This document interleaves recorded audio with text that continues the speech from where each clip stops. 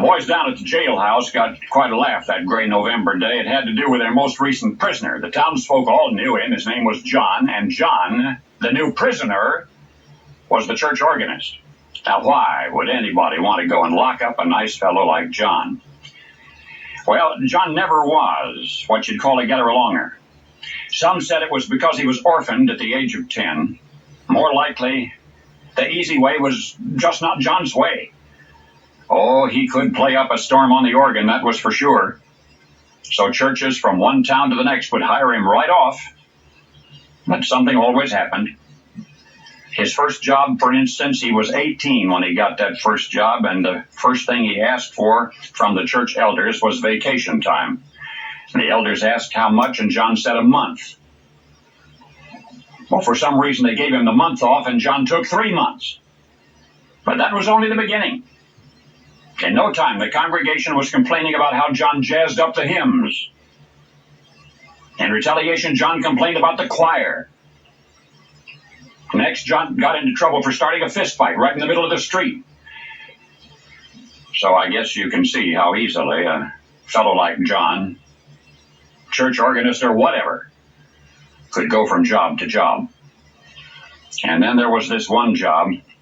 John played the organ as usual, but this time he worked under a music director. The music director had all of the say and got all of the glory. So naturally, John wanted that position. John wanted to be the music director. And what do you know? One day the music director died.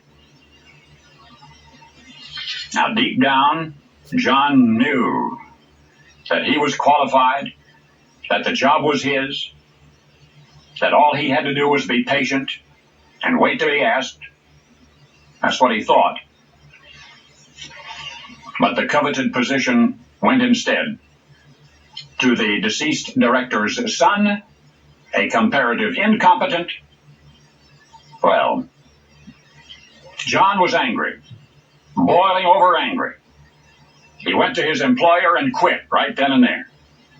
John was politely reminded that he could not quit, that he was under contract. Now, precisely what happened next, nobody has recorded.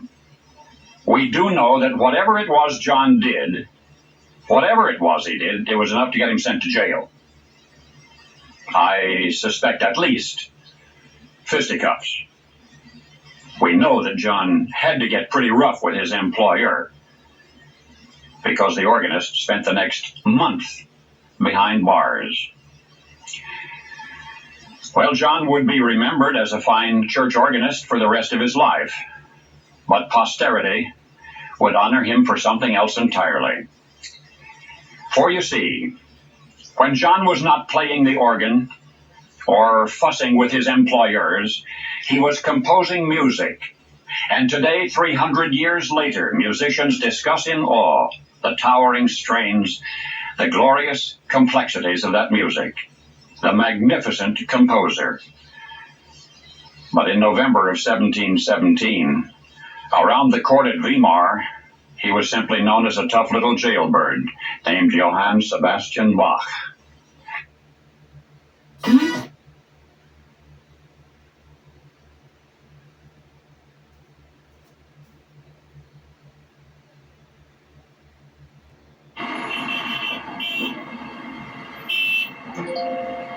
Taxes was feeling so Of the story.